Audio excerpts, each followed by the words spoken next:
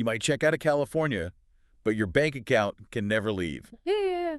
That's a good way to put it. Welcome back to the Deep Dive. Today, we are stripping away the boring veneer of tax law to reveal what is basically a suspense thriller. It really is. We're talking about the lengths, the really extreme detective movie lengths that the state of California goes to just to keep its grip on your wallet long after you think you've escaped. It's a wild situation. And I want to be clear, this isn't just about billionaires with private jets. Oh, no. We're looking at a whole stack of sources today, articles from Just the News, legal breakdowns from firms like Greenberg Traurig, Wood LLP, and even the state's own publications. And our mission really is to expose how aggressive these tax collectors have become, the sticky rules they used to claim you never really moved. And the proposals that could tax you for a decade after you're gone. Exactly. So we have to start with a news hook that just... Yeah. It grabbed my attention immediately. It's this story about Hari Raghavan. Right, from Just the News. Imagine this. You move your family. You move from California to Florida in 2021.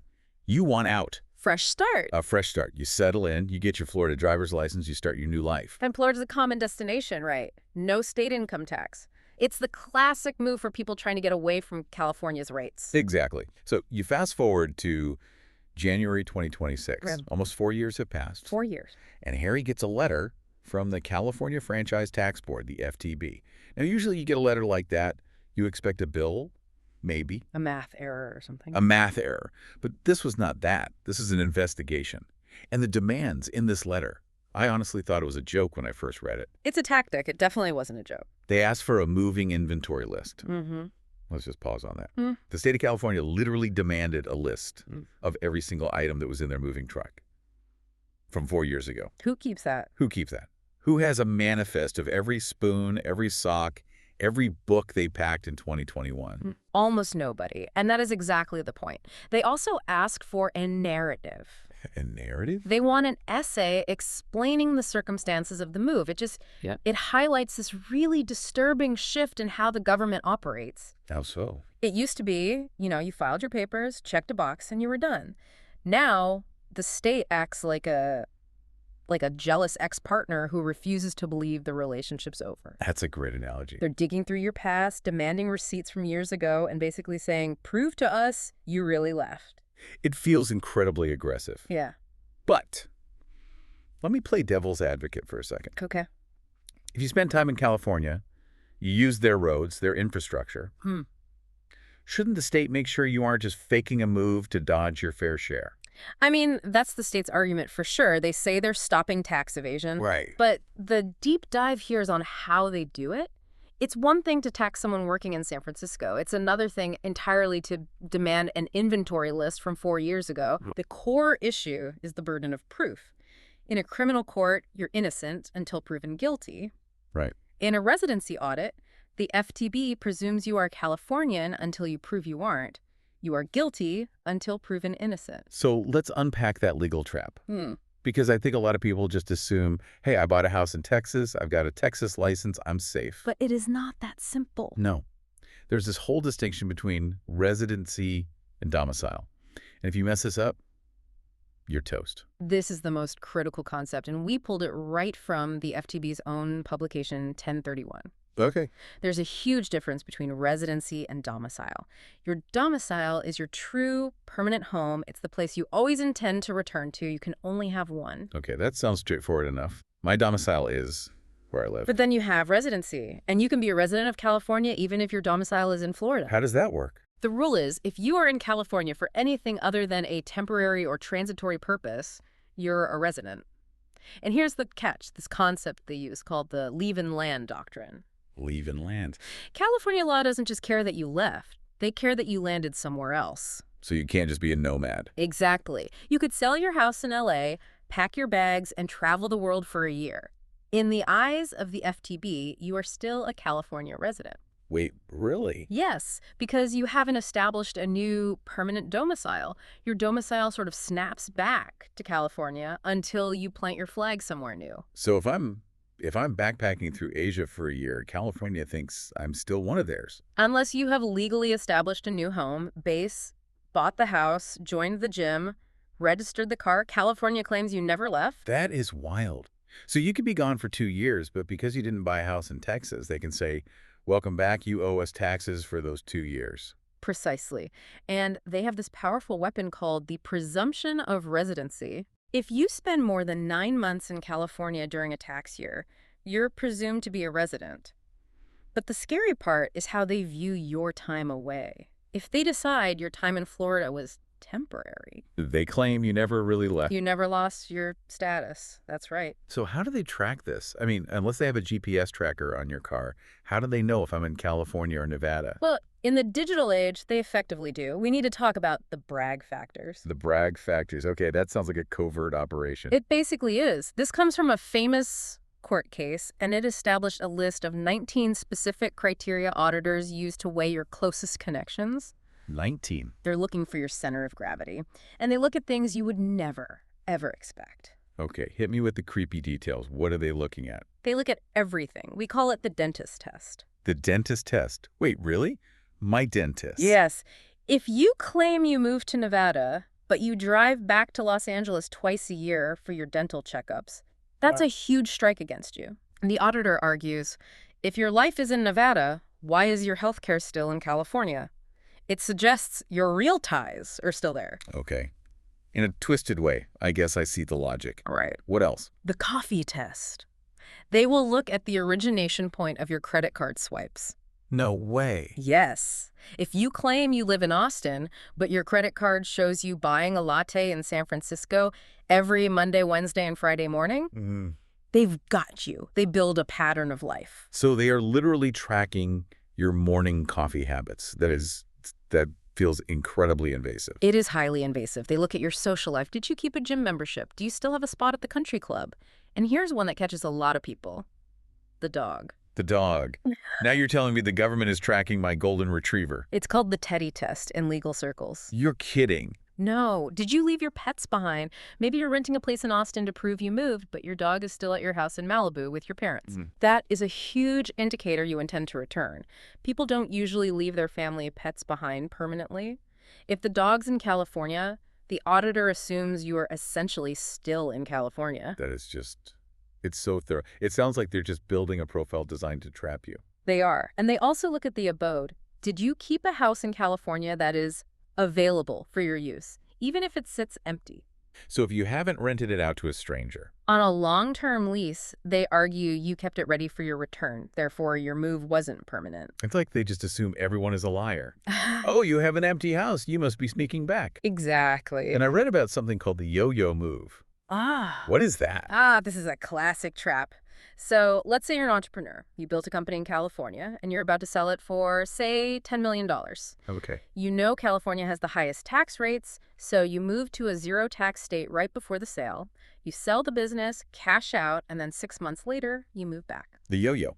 You go out, cash in, come back. Exactly. The state views that as a sham transaction. They'll argue you never really changed your domicile.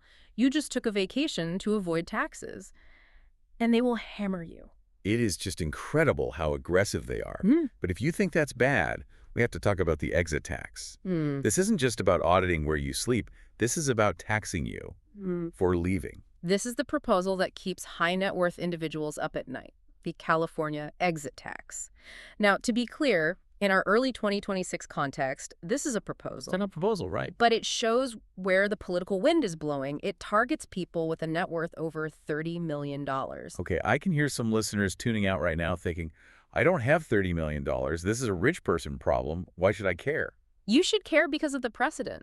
The mechanisms they build for the whales are eventually used on the minnows. That's a good point. The proposal is for an annual tax, 0.4% on your worldwide net worth. But the really scary part is how it treats unrealized gains. Unrealized gains. So that's money I haven't actually made yet. That's right. Let's say you start a tech company. On paper, it's worth $50 million. But you have maybe $10,000 in your bank account. Right. Under this proposal, California wants to tax you on that $50 million value as if you had already sold it. But you don't have the cash to pay it? You'd have to sell the company just to pay the tax. Correct. And here's the kicker. The part that sounds, almost unconstitutional. The clawback. The clawback. The proposal seeks to tax people for up to 10 years after they have left the state. Wait, let me get this straight. You move away. You live in Texas. You are a citizen of Texas. You follow Texas laws.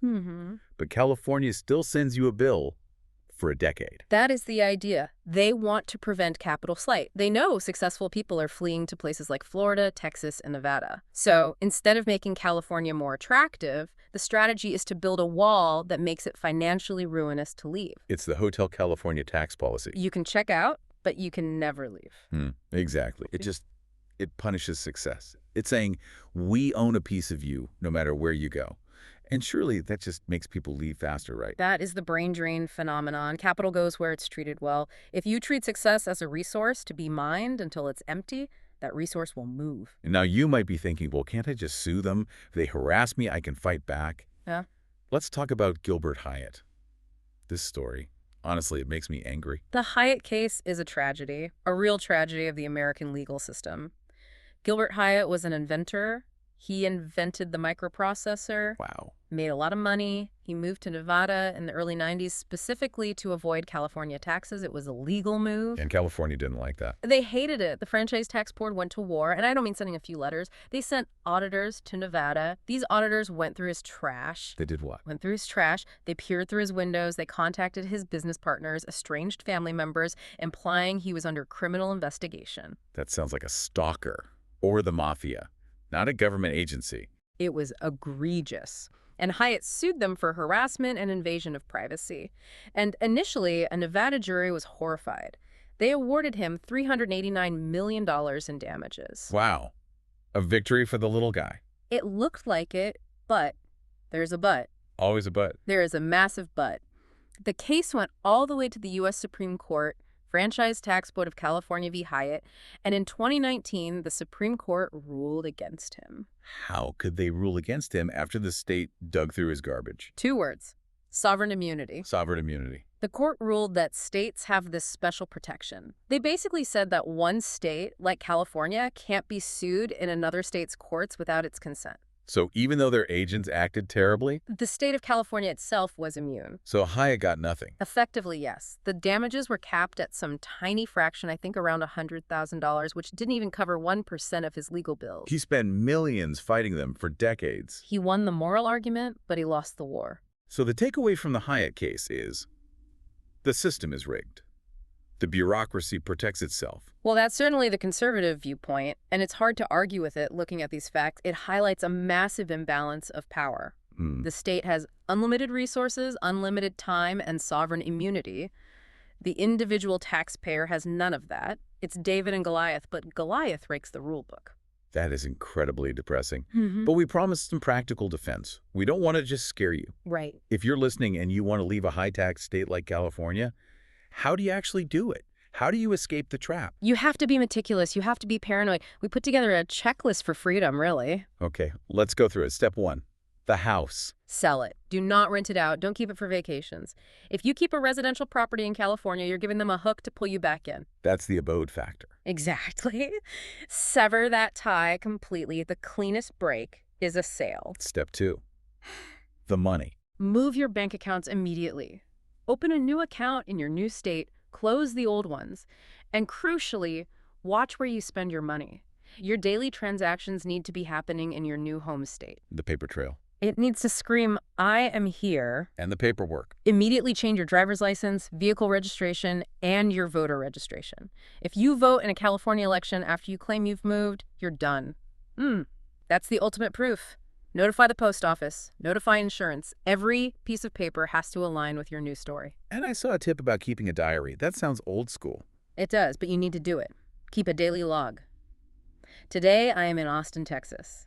Keep your flight receipts, your grocery receipts. You're building a defensive wall of evidence. Because the burden of proof is on you. It's all on you. You have to be able to show an auditor, look, here are 300 days of receipts in Texas. I was not in California. And there was one more really specific trap about IRS versus California audits. Yes, the statute of limitations. This felt like a major gotcha.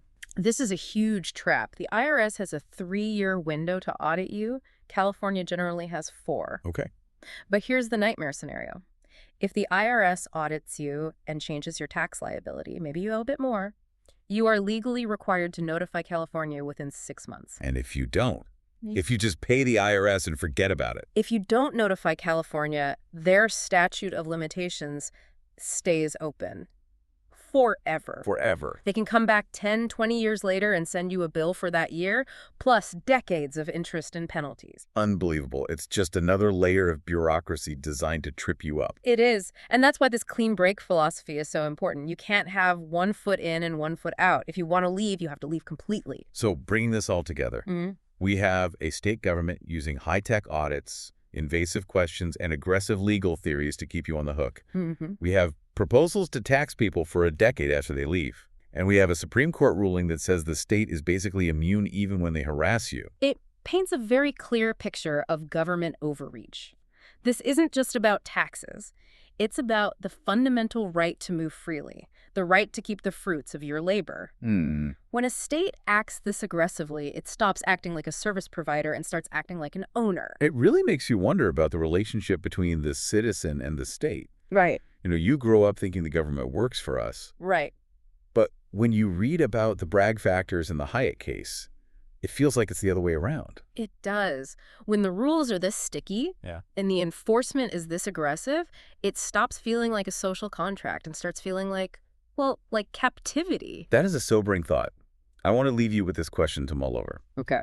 If you have to prove to the government that you've left, detailing every item in your moving truck, and they can tax you for a decade after you're gone, are you actually a free citizen, or are you just a source of revenue? That is the question. Thanks for listening to The Deep Dive. Watch your receipts, guard your privacy, and we'll see you next time.